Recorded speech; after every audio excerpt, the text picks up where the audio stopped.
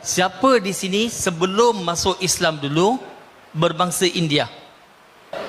Okey, sudah masuk Islam masih lagi bangsa India. Bangsa tak tukar. Cuma kita tukar apa? Akidah kita, agama kita, agama Islam. Are we good? Okey. Yang keduanya, kita nak berdakwah dengan orang-orang India yang beragama Hindu khususnya. Kita kena ingat, bukan semua masyarakat India beragama Hindu. Ada juga masyarakat India yang beragama Sikh. Kalau Sikh ni, dia bangsa apa, kaum apa? Dia bukan Bengali. Bengali tu asal daripada Bengal. Bengal ni adalah bersempadan dengan Bangladesh. Okey, dia punya kaum dia Punjabi. Clear ke? Yang biasa pakai turban. Okey. Kemudian ada juga segelintir orang-orang India yang beragama Buddhis. Ada juga agama Bahai. Ada juga agama Kristian. Dan ada sebahagian yang sudah masuk Islam. Seperti sebahagian daripada anda yang hadir hari ini. Clear ke? Okey. Yang keduanya, kalau kita tengok orang-orang Hindu, saya nak fokus orang Hindu sekarang. Orang Hindu, kebiasaan, bukan semua tapi cara umumnya, very sensitif. Setuju atau tidak? Siapa dulu beragama Hindu? Dulu beragama Hindu. Setuju tak? Masa dulu agak sensitif. Okey, ini saya cakap jujur dan bukan saya nak mengkritik atau menghina siapa-siapa. Tapi saya nak cerita sesuatu ni dan kita kena ingat setiap benda berlaku ada angle positif, ada angle negatif. Kita fokus pada positif. Are we good? Okey, sekarang ni kebanyakan, saya tak kata semua, tapi saya kata majoriti orang Hindu dia kuat beragama. Pasal nak pergi kuil, pasal nak sembahyang atau apa-apa, dia kuat agama. Tapi cara sembahyang lain-lain. Dia tak semestinya kena pergi kuil. Orang Hindu ni kalau sembahyang, dia biasa boleh sembahyang di rumah pun. Saya dulu kalau pergi ke kuil, setahun sekali. Setahun 2 kali. Tapi masa saya kecil dulu, setiap hari akan sembahyang. Sembahyang di mana? Di dalam rumah. Kecuali hari-hari tertentu, tak boleh sembahyang di rumah. Bila ada wanita dalam keluarga kita yang datang bulan. Boleh faham ke? Okey. Perkara ketiga, kebanyakan orang-orang Hindu, dia kuat agama, tapi dia tak semestinya faham agama tu. Macam mana Ustaz Fitri bagi tahu tadi, dia pecahkan pada 3 kategori, betul tak? Satu, yang sembah berhala, dan betul-betul percaya berhala itu sendiri Tuhan. Kategori kedua, yang Brother Fitri kata apa? Dia sembah berhala, tapi dia kata berhala itu bukan Tuhan, tetapi melambangkan Tuhan yang mana akal manusia tak boleh nak langkaui. Dan kategori ketiga, langsung tak sembah berhala. Majoriti orang Hindu yang kita akan jumpa daripada kategori kedua. Dia sembahyang. Tapi apa yang dia sembahyang, apa yang dia baca, apa dia buat, kebiasaannya mereka tak berapa faham. Are we good? Okey. Tetapi bukan saya condemn. Hari ini ramai juga orang Islam yang solat. Betul? Tapi kita tanya dia, kalau kita tanya orang Islam sendiri, apa yang anda baca? Apa yang anda amal?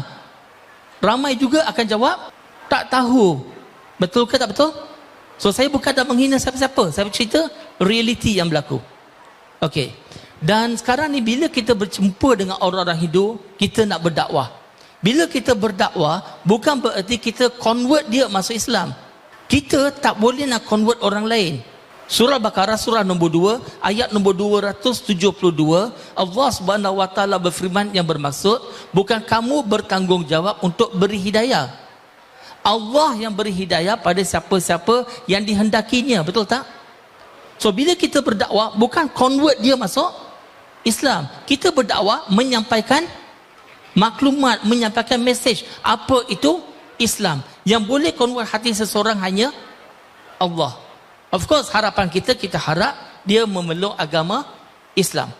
Dan dalam kita berdakwah, tidak boleh langsung kita gunakan penipuan, tipu muslihat. Boleh faham ke? Ataupun kita bantu dia kebajikan, lepas tu kita trik dia untuk masuk Islam. Tak boleh. Dalam agama Islam, kita kena sampaikan mesej secara jelas dan dia terima insya-Allah. Okey, pendekatan kita nak berdakwah dengan orang-orang Hindu, dia emosi kan? Emosi tak semestinya negatif ya. So cara pendekatan yang terbaik bukan kita cakap macam akademik, tapi cara terbaik pada saya adalah kita berlaku baik dengan mereka, baik dengan orang-orang India ni. Patutnya bukan dengan orang India aja, kita kena baik dengan semua manusia. Setuju? Okey, kerana masa sangat-sangat terhad, saya bagi sedikit perbandingan agama. Orang Hindu majoritinya percaya kepada Trimurti. Apa tu Trimurti? Brahma, Vishnu, Shiva. Brahma adalah Tuhan yang mencipta seluruh alam. Vishnu adalah Tuhan yang mentadbir alam ini. Dan Shiva dikatakan sebagai yang akan memusnahkan alam ini. Are we good? Dalam agama Islam ada tak kepercayaan ini? Ada. Tapi dalam Islam macam ni. Allah yang mencipta seluruh alam. Allah yang mentadbir sekalian alam. Dan Allah juga yang akan memusnahkan seluruh alam pada hari kiamat. Betul ke tak betul? Setuju? So bagi orang Hindu, dia kata Tuhan pencipta Brahma. Brahma dalam bahasa Sanskrit artinya apa? Maha pencipta. Okay, the creator. Kalau saya translate Brahma dalam bahasa Arab, dia akan jadi Khaliq. Artinya maha pencipta. Kalau Vishnu dari segi Sanskrit artinya adalah yang maha mentadbir, the sustainer. Kalau saya translate Vishnu ke dalam bahasa Arab, artinya ialah Rabb. Boleh faham sekarang? Kemudian ketiga-tiganya ada pasangan. Pasangan kepada Brahma adalah Saraswati. Pasangan kepada Vishnu adalah Lakshmi. Dan pasangan kepada Shiva adalah Parvati. Kalau Saraswati, orang Hindu akan sembah Saraswati untuk ilmu. Nak ada pakai ilmu, muzik, mereka akan sembah Saraswati. Kalau yang ambil exam dan sebagainya, biasanya dia akan menyembah kepada Saraswati. Dan sekarang dalam Islam, siapa yang bagi ilmu? Allah. Kalau orang Hindu, kalau dia sembah Lakshmi adalah untuk kekayaan, rezeki. Dalam agama Islam, siapa yang bagi rezeki? Allah. Dan mereka kalau sembah Parvati, Parvati juga dikenali sebagai Aman ataupun Shakti. Okey, Shakti artinya maha berkuasa. Dalam agama Islam, siapa yang maha berkuasa? Allah. Ini cara peribadi saya. Saya melihat orang-orang Hindu sebenarnya mahu menyembah Allah, tetapi mereka tak faham konsep tauhid yang ada dalam Islam.